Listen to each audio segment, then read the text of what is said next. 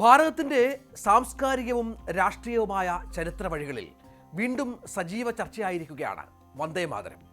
കേന്ദ്ര ആഭ്യന്തര മന്ത്രാലയം ദേശീയ ഗീതത്തെ സംബന്ധിച്ച് പുറപ്പെടുവിച്ച പുതിയ മാർഗനിർദ്ദേശങ്ങൾ കേവലം ഒരു ഔദ്യോഗിക അറിയിപ്പ് എന്നതിലുപരി രാജ്യത്തിൻ്റെ ദേശീയ അടയാളങ്ങളെക്കുറിച്ചുള്ള ഗൗരവമായ പുനർചിന്തകൾക്ക് വഴിമെടുത്തിട്ടിരിക്കുന്നു.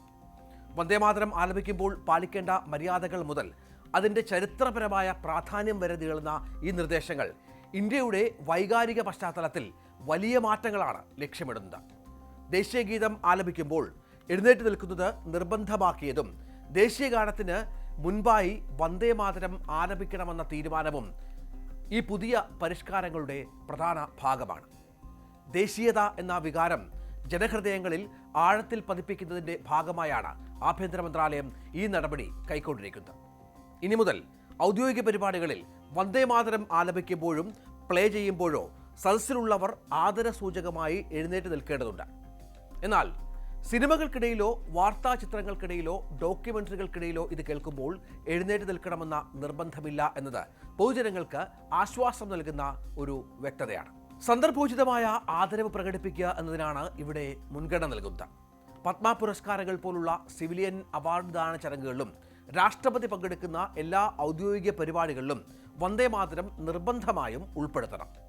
രാഷ്ട്രപതിയുടെ വരവിലും തിരിച്ചുപോക്കിലും ഈ ഗീതം മുഴങ്ങും എന്നത് വന്ദേമാതരത്തിന് നൽകുന്ന ഔദ്യോഗിക പദവിയെ കൂടുതൽ ഊട്ടിയുറപ്പിക്കുന്നു. വന്ദേമാതരത്തിൻ്റെ ചരിത്രം പരിശോധിക്കുമ്പോൾ അതിന് ഇന്ത്യൻ സ്വാതന്ത്ര്യ സമരവുമായി വേർപിരിക്കാനാവാത്ത ബന്ധമുണ്ടെന്നും കാണാം. 1870കളിൽ ബങ്കിം ചന്ദ്ര ചാറ്റർജി രചിച്ച ഈ ഗീതം സംസ്കൃതം കലർന്ന ബംഗാളി ഭാഷയിലാണ് എഴുതപ്പെട്ടത്. 1882ൽ അദ്ദേഹത്തിൻ്റെ ആനന്ദമഠം എന്ന നോവലിലൂടെയാണ് ഇത് ജനശ്രദ്ധ ആകർഷിച്ചത്. ഭാരതാംബയെ മാതാവായി സങ്കല്പിച്ചുകൊണ്ട് രചിക്കപ്പെട്ട ഈ വരികൾ ബ്രിട്ടീഷ് വിരുദ്ധ പോരാട്ടങ്ങളിൽ വിപ്ലവകാരികൾക്ക് വലിയ ആവേശമാണ് പകർന്നു നൽകിയത്. പിന്നീട് 1950കളിൽ സ്വതന്ത്ര ഇന്ത്യ ഈ ഗീതത്തിൻ്റെ ആദ്യ 2 ചരണങ്ങളെ ദേശീയ ഗീതമായി അംഗീകരിച്ചു. എന്നാൽ ഇപ്പോൾ പുറത്തുവന്ന മാർഗനിർദ്ദേശങ്ങൾ പ്രകാരം വന്ദേമാതരത്തിൻ്റെ 6 ചരണങ്ങളും പൂർണ്ണരൂപത്തിൽ ആലപിക്കണമെന്നാണ് വ്യവസ്ഥ.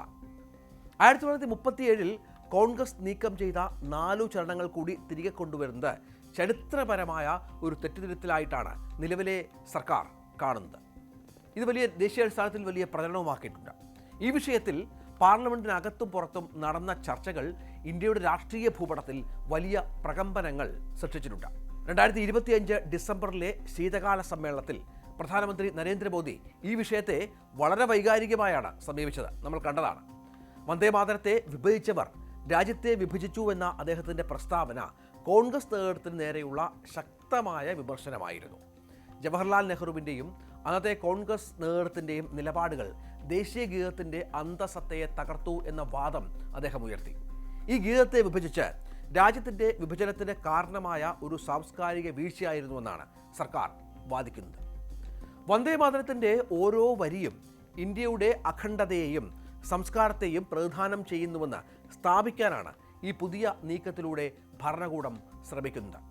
വിദ്യാഭ്യാസ സ്ഥാപനങ്ങളിൽ വന്ദേമാതരത്തിന് പ്രത്യേക പ്രാധാന്യം നൽകണമെന്ന നിർദ്ദേശം വരും തലമുറയിൽ ദേശീയബോധം വളർത്തുക എന്ന ലക്ഷ്യത്തോടു കൂടിയുള്ളതാണ്. ദേശീയ ഗീതം, ദേശീയ ഗാനം, ദേശീയ പതാക എന്നിവയോടുള്ള ആദരവ് വിദ്യാർത്ഥികളിൽ ഊട്ടിയുറപ്പിക്കുന്നതിനായി സ്കൂളുകളിൽ പ്രത്യേക പരിപാടികൾ ആവിഷ്കരിക്കണം. കുട്ടിക്കാലം മുതൽക്കേ രാജ്യത്തിൻ്റെ ചിഹ്നങ്ങളോടും ഗീതങ്ങളോടും ആദരവ് പുലർത്തുന്നത് ഉത്തരവാദിത്തമുള്ള പൗരന്മാരെ വളർത്താൻ സഹായിക്കുമെന്ന് മാർഗനിർദ്ദേശം വ്യക്തമാക്കുന്നു.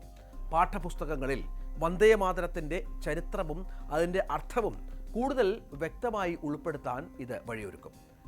സമൂഹത്തിലെ എല്ലാ വിഭാഗം ജനങ്ങളും ഒരുമിച്ച് ആലപിക്കുന്ന രീതിയിലേക്ക് ദേശീയ ഗീതത്തെ ജനകീയമാക്കുക എന്നതാണ് ഇതിൻ്റെ പിന്നിലെ പ്രധാന ഉദ്ദേശം.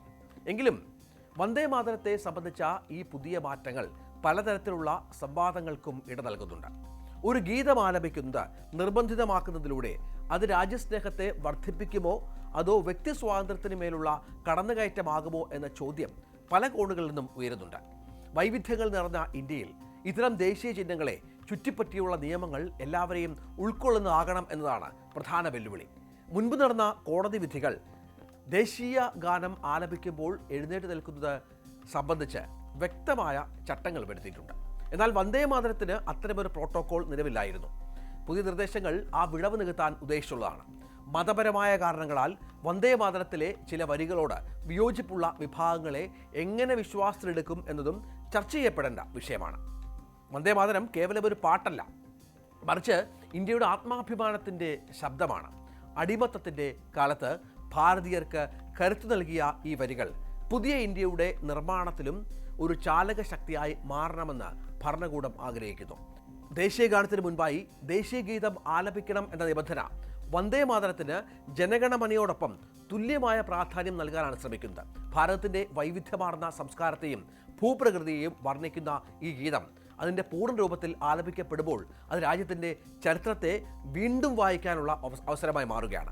6.5 മിനിറ്റോളം നീളുന്ന ഈ സമ്പൂർണ്ണ ഗീതം ഔദ്യോഗിക വേദികളിൽ പൗരന്മാരെ ഏകോപിപ്പിക്കുന്ന ഒരു കണ്ണിയായി പ്രവർത്തിക്കുമെന്നാണ് പ്രതീക്ഷിക്കപ്പെടുന്നത്.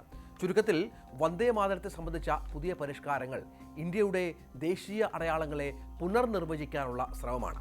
ഇത് കേവലം നിയമപരമായ നിർദ്ദേശങ്ങൾ മാത്രമല്ല, മറിച്ച് ഒരു ജനതയുടെ സാംസ്കാരിക സ്വത്വത്തെ ഉറപ്പിച്ചു നിർത്താനുള്ള നീക്കം കൂടിയാണ്. നിയമങ്ങളും നിർദ്ദേശങ്ങളും ഒരു വശത്ത് നിലനിൽക്കുമ്പോൾ ഒരു പൗരൻ തൻ്റെ രാജ്യത്തിൻ്റെ ചിഹ്നങ്ങളോട് കാണിക്കുന്ന ആദരവ് ഹൃദയത്തിൽ നിന്ന് ഉണ്ടാകേണ്ട ഒന്നാണ്. വന്ദേ മാതരം ഉയർത്തുന്ന വികാരം എല്ലാവരെയും ഉൾക്കൊള്ളുന്നതും രാജ്യത്തിൻ്റെ അഖണ്ഡതയെ കാത്തുസൂക്ഷിക്കുന്നതുമാകട്ടെ എന്ന് നമുക്ക് പ്രത്യാശിക്കാം.